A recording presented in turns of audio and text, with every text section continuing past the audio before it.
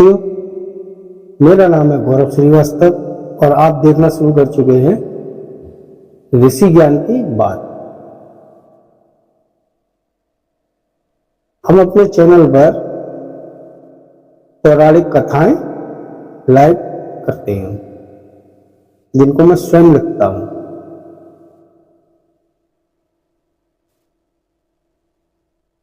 आज की कथा है भोले शंकर बने मदारी।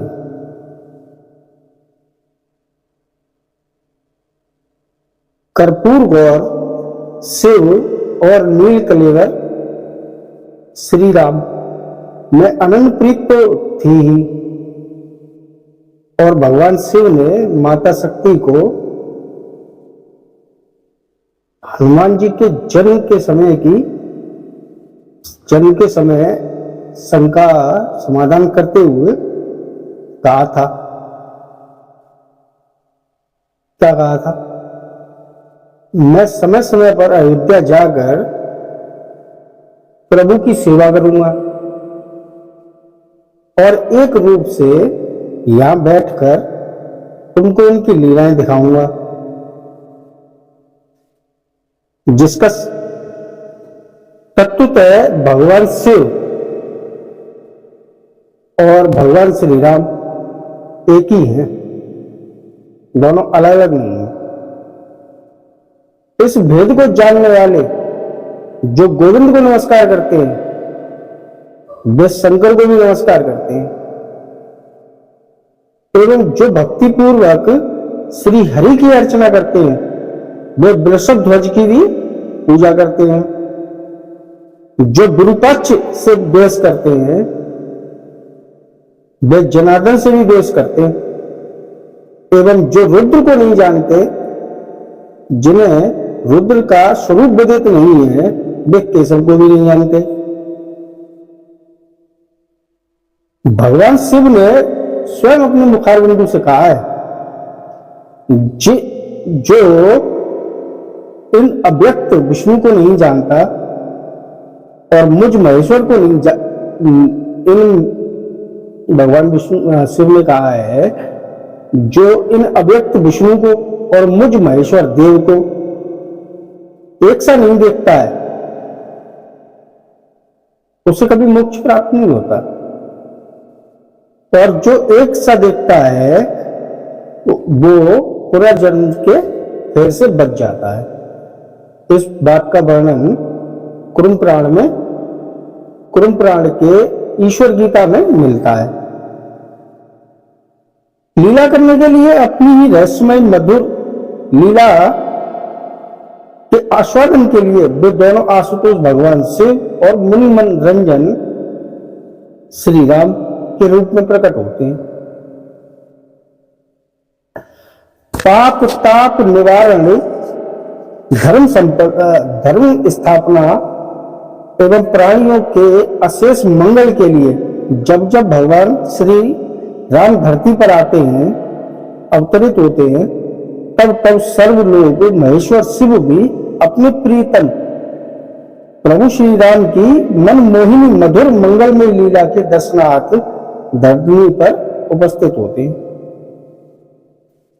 वे एक अंश से अपने इष्ट देव भगवान श्री राम की लीला में सहयोग करते हैं तथा दूसरे रूप से उनकी भवन पावनी लीला के दर्शन कर मन ही मन मोदित होते हैं। उस समय उनके आनंद की सीमा नहीं रहती।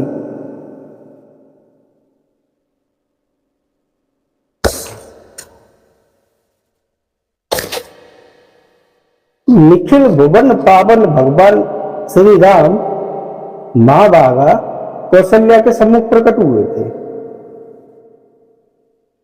और अवध की गलियों में घूमे।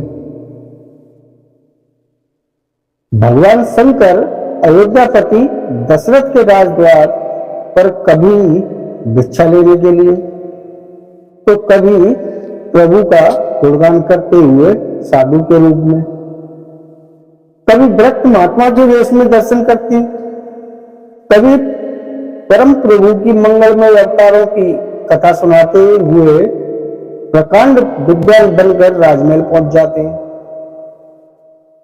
तो कभी त्रिकालदर्शी देवज्ञ बनकर राजा दशरथ के परम प्रिय ज्येष्ठ पुत्र का फलादेश बताने लगते हैं।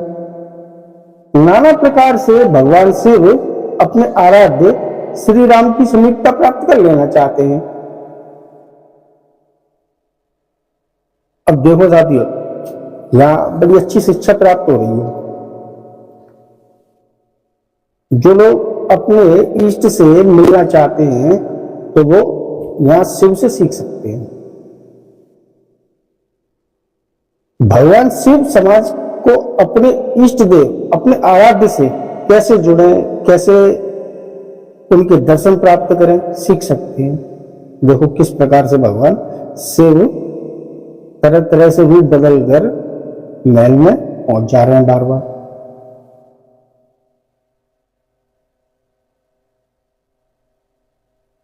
अब आगे सुनिए, महादेव की व्याकुलता अपने इष्ट देव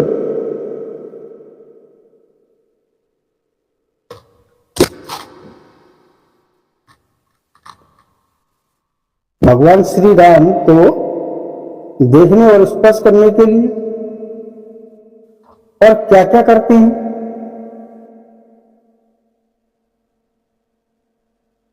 फिर महादेव कवि प्रकांड पंडित हस्तरेखा विशेषज्ञ बनकर लल्ला की हस्तरेखा देखने का उपक्रम करते हैं। भगवान शंकर जी अपने आराध्य के दर्शन के लिए आकुल व्याकुल नयनों से इधर उधर देखते हैं। जब उनके आराध्य भगवान श्री राम को उनके सम्मुख लाया जाता है तब तो भगवान रुद्र किसी अबोध बालक की भांति उनको निहारते हैं और ऐसा प्रतीत होता है जैसे प्रकांड पंडित जी महोदय अपनी सुधबुद्धि खो बैठे हैं।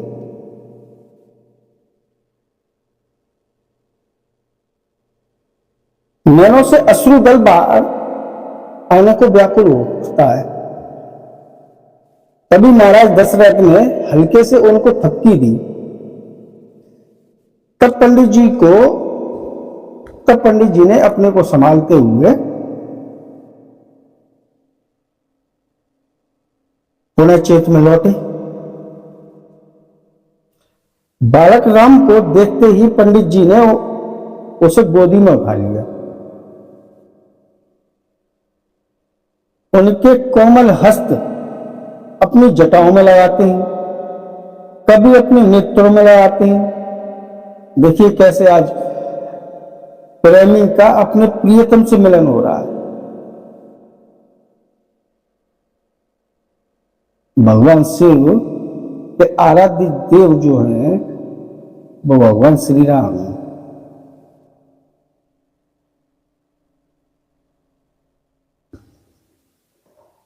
अब इस दृश्य को देखने के लिए आकाश में देवगण बेहल उठे, इस दृश्य को देख रहे हैं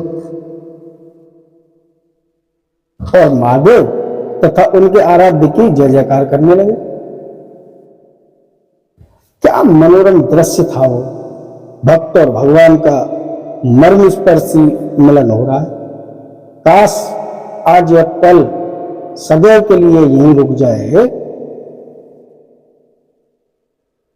और प्रेमी तथा प्रीतम दोनों ही इस प्रेम रस का आनंद लेते रहे। जैसे इस पल का आना सत्य है वैसे ही इस पल का व्यतीत हो जाना भी सत्य है और यह पल बीतेगा ही। सो बीत गया। महादेव पुनः श्री अयोध्यापुरी की गलियों में घूम घूम कर गाते रहते हैं। धीरे धीरे कौशल्यानंदन महाराज दशरथ के राजद्वार पर आने लगते हैं। थोड़े से बड़े हुए जब राजकुमार तो वो राजद्वार तक आने लगते। यह देखकर महादेव को यह युक्ति सूझी। क्या सूझी? कि चलो बंदर का खेल दिखाते हैं अपने प्रभु को, और भोले शंकर भोलेनाथ मदारी बन गए। एक बार की बात है, जब महादेव ने देखा कि मेरे आराध्य अब राजद्वार पर आने लगे, तब उन्होंने उनके मनोरंजन का उपाय बंदर का नाच दिखाने के लिए किया। और पार्वती पति स्वयं मदारी बनकर तथा केसरी नंदन मारुति को भगवान श्री राम के दर्शनार्थ अयोध्या जी लेकर आते हैं, क्योंकि वो जानते थे मारुति प्रभु श्री राम के दर्शन के लिए कितना व्याकुल है। उस समय मारुति जी की आयु बहुत ज्यादा नहीं थी, 3-4 वर्ष की थे, 4 वर्ष के करीब थी। ये उस समय का किस्सा है।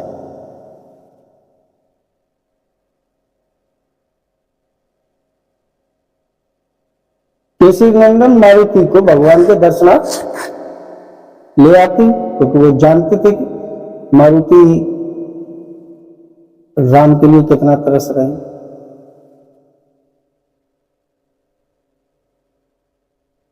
इससे हनुमान जी की दर्शन की क्षुधा शांत हो जाएगी। इस तरह से महादेव ने विचार किया। पार्वती बल्लभ मदारी का रूप धर साथ में अति सुंदर बंदर लेकर राजद्वार पर आ पहुंचे। तब राजद्वार पर डमरू बजाने लगे। डमरू की ध्वनि सुनकर अवध के बालक तमाशा देखने आने लगे। बालकों को आते देख नंदीश्वर और जोर से डमरू बजाने लगे, जिससे डमरू की ध्वनि राजमहल में पहुंच जाए और श्री राम ध्वनि सुनकर बाहर निकल आए। कुछ समय पश्चात भगवान श्री राम तीनों भाइयों को लेकर राजद्वार पर आ गए।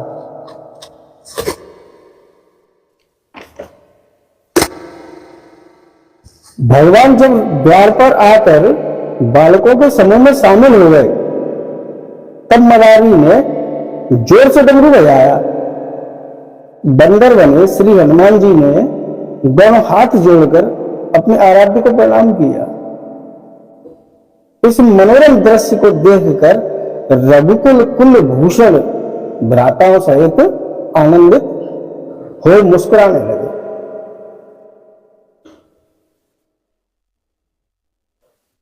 भगवान राघव की मधुर मुस्कान से मदारी निहाल हो गया।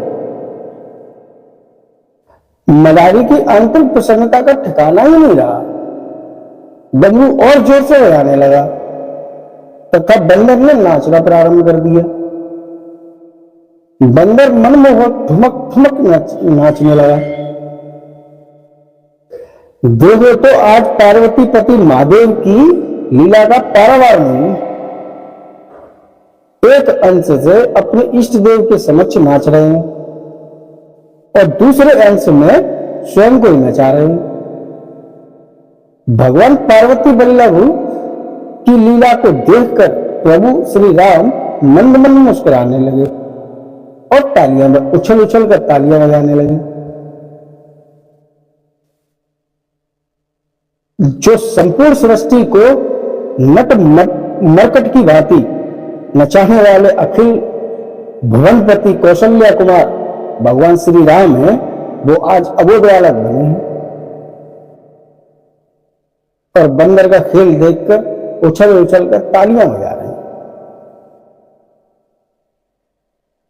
और प्रभु श्री राम के खुश होने पर, प्रसन्न होने पर मदारी निहाल हो रहा है, बंदर खुश हो रहा है और जोर से ठुमके मार रहा है।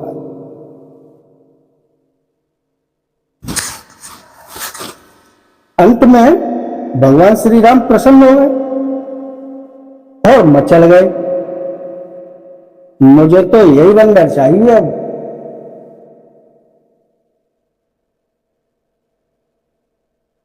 चक्रवर्ती सम्राट महाराज दशरथ के ज्येष्ठ पुत्र श्री राम की कोई भी कामना कैसे पूर्ण रह सकती है? महाराज बोले, मदारी मुंह मांगा मूल्य ले ले। अब बंदर तो रघुकुल नंदन के पास ही रहेगा। मदारी को भी तो यही अभिष्ट था।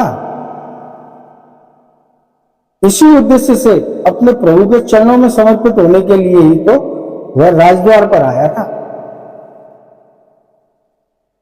नवनीरद बपू श्री राम ने कर कमल से अपने अनन्य भक्त बंदर बने भगवान श्री हनुमान जी को ग्रहण किया। आज भक्त शिरोमणि की युग युगों की अभिलाषा पूर्ण हुई। धन्यवाद है महादेव, जो आपने मुझे अपनी इस लीला में सम्मिलित किया। मदारी ने जैसे ही बंदर को अपने प्रभु श्री राम को दिया तो बालक दशरथ नंदन प्रफुल्लित हुए और बंदर की तो जैसे मनोकामनाएं पूर्ण हो गई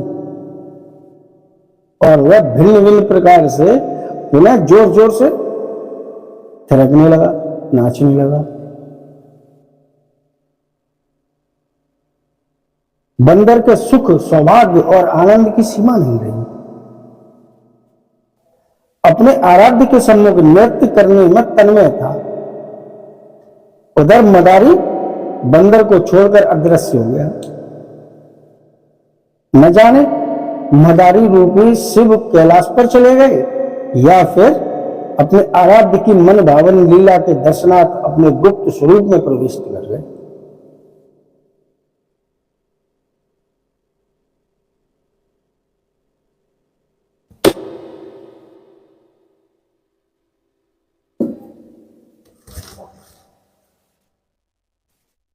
बालक श्री राम और बालक हनुमान जी की मनोरम लीला सुनो। जब दोनों का मिलन हो गया और अयोध्या के महल में जब रहने लगे तो अब वो कथा सुनो, बड़ी आनंद आएगा। आज नंदीश्वर की असीम अनुकंपा है जो सेवक को स्वामी से मिला दिया। अब आगे देखिए, सेवक हनुमान अपने स्वामी श्री राम की कैसे खेल खेल में सेवा करते हैं। प्रभु श्री राम हनुमान जी को अतिशय प्रेम करते हैं। वे सदैव श्री हनुमान जी के समीप ही बैठते हैं, उनके साथ खेलते हैं।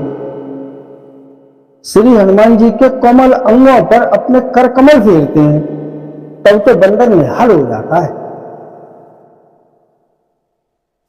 हर्ष से नाचने लगता है।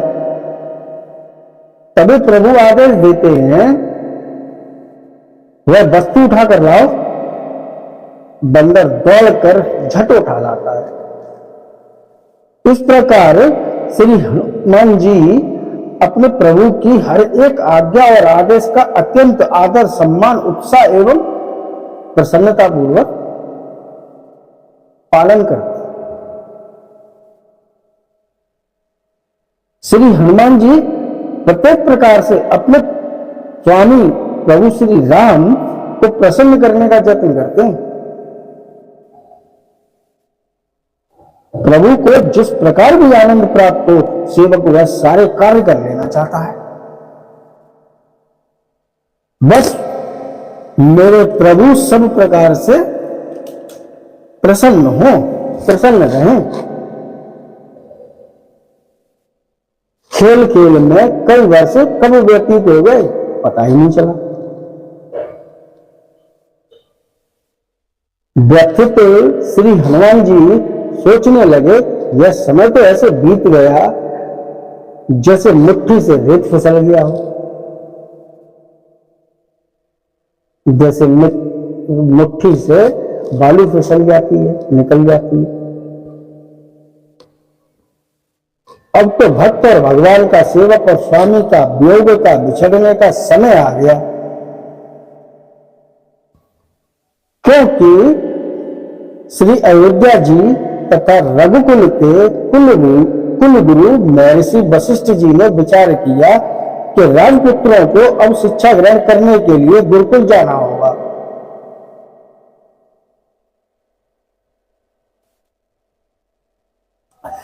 तब महर्षि ने महाराज श्री दशरथ जी को अवगत करा दिया।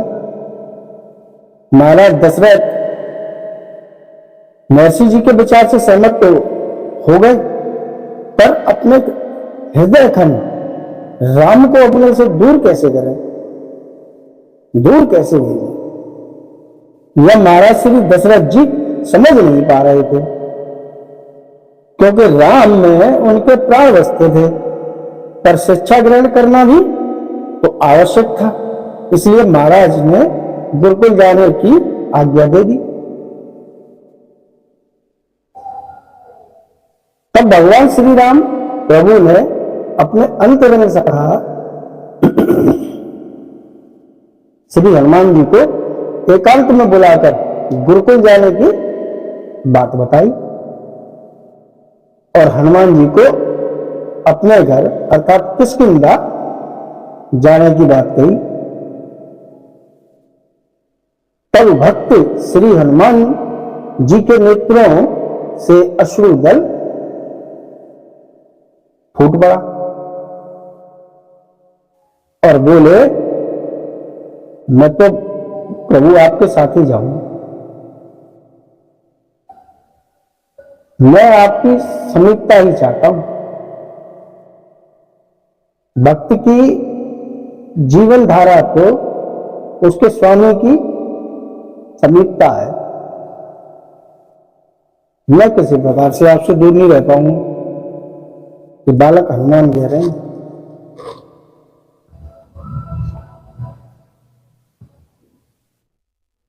मैं तो आपके साथ गुरुकुल नहीं चलूंगा, मैं कहीं नहीं जाने वाला। साथ ही अश्रु धारा यह सब बातें सुनकर भगवान की भी अश्रु धारा बह निकली। भगवान भी बेहद हो उठे।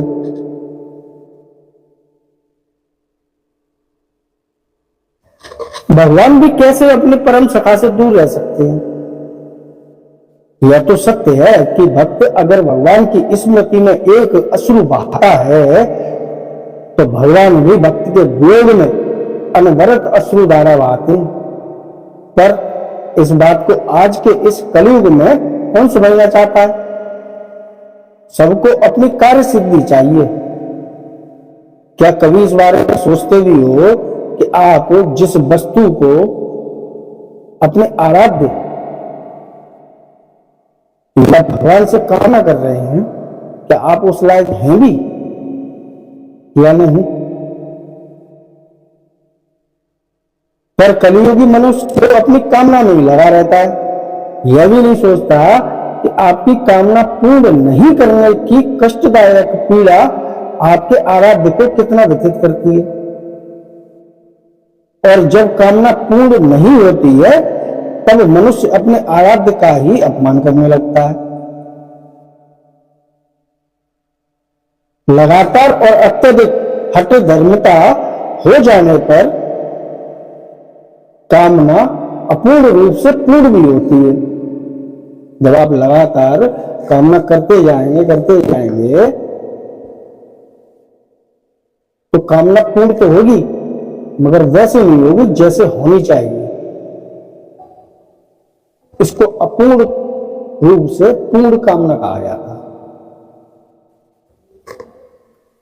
अब वो कामना तो आपकी पूर्ण हो गई और उस कामना को पूर्ण होने से आपको क्षणिक सुख भी प्राप्त होगा। सुख होगा, निश्चित होगा, साल 2 साल 5 साल 10 साल 20 साल तो सुखदायक होगी,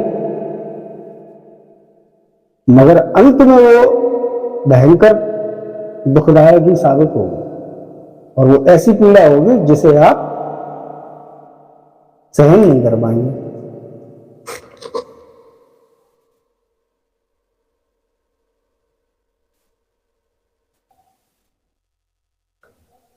तब फिर से आप भगवान को कोसोगे, अपने आराध्य को कोसोगे। तो दिया तो फिर किया, तो उसका छिन जाना निश्चित है, वो छिनेगा। जो भी आपको अपूर्ण होकर प्राप्त हुआ है वो आपसे छीना जाएगा, वो बचेगा नहीं कैसे भी। इसलिए तो ये कहा जाता है कि ज्यादा कामनाएं करनी नहीं चाहिए, ज्यादा ईश्वर से कुछ कहना नहीं चाहिए। ईश्वर आपके लिए जो भी करते हैं वो सर्वोत्तम होता है, उत्तम नहीं होता। वो सर्वोत्तम होता है, उत्तम नहीं होता।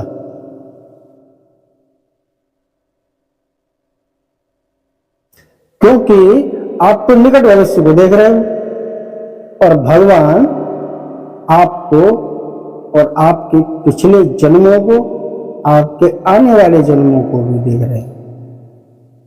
समझ रहे?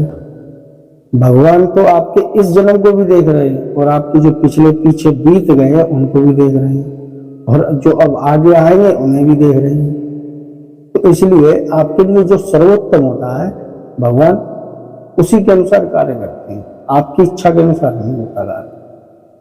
इसलिए ज्यादा मन्नतें और कामनाएं करनी नहीं चाहिए, न ज्यादा मन्नत नहीं मांगनी चाहिए कि आप प्रभु मुझे ये दे दो, मुझे वो दे दो, और दे दो दे दो दे दो ही चलता रहता है ना, उनको कुछ मिलता भी नहीं है।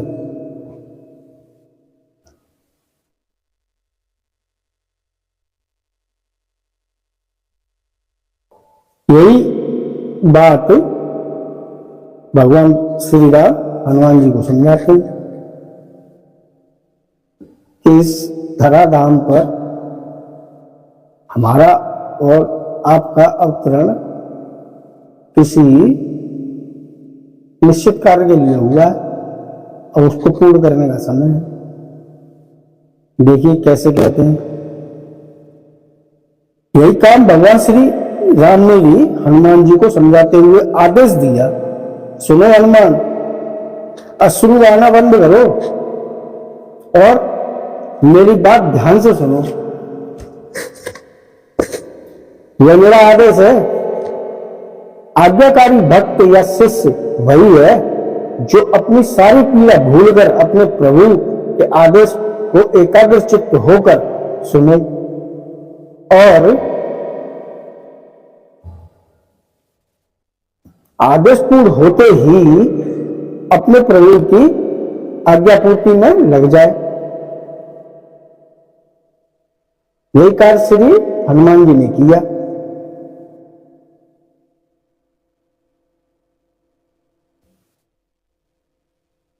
उन्होंने श्री राम की बात को ध्यान से सुना। भगवान ने कहा, मेरे प्रिय सखा तुम शांत हो जाओ। अब वह समय आ गया जिस कार्य के लिए इस धराधाम पर मेरा अवतरण हुआ है। मैं महर्षि वशिष्ठ जी के साथ शिक्षा ग्रहण करने जा रहा हूं और अब सूर्यदेव द्वारा तुम्हें दिए गए वचन को भी पूर्ण होने का समय आ गया है। कुछ समय पश्चात भगवान सूर्यदेव स्वयं तुमको मेरी तरह ही जैसे मैं गुरुकुल जा रहा हूं उसी प्रकार वह भी तुमको सूर्यलोक ले जाएंगे। वहां वह तुमको शिक्षा के माध्यम से पूर्ण कर देंगे। तत्पश्चात तुम ऋषिमुख पर्वत पर जाना, वहां जाकर सुग्रीव से मित्रता करना। वह अपने अग्रज भ्राता के भय से वहां निवास छिपकर करता है। सुग्रीव का अग्रज भ्राता महाबली बाली अधर्मी रावण का मित्र है। तुम तो जानते ही हो मेरा अवतार रावण वध के लिए हुआ है। उस समय मुझे विशाल बानर और भालुओं की सेना की आवश्यकता हुई जिसका निर्माण तुम सुग्रीव के साथ मिलकर करना।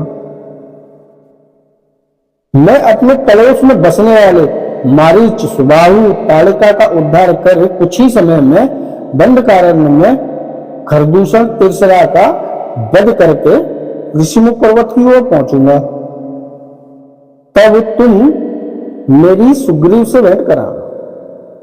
बिना सुग्रीव की सहायता के मेरे अवतार का उद्देश्य भी पूर्ण नहीं हो पाएगा। इसलिए मेरे प्रिय सखा, तुम अब प्रस्थान करो। अपने प्राणाराध्य के आदेश की पूर्ति के लिए भगवान श्री हनुमान जी ने अपने प्रभु के चरणवंदन किया और वहां से किष्किंधा के लिए प्रस्थान कर दिया।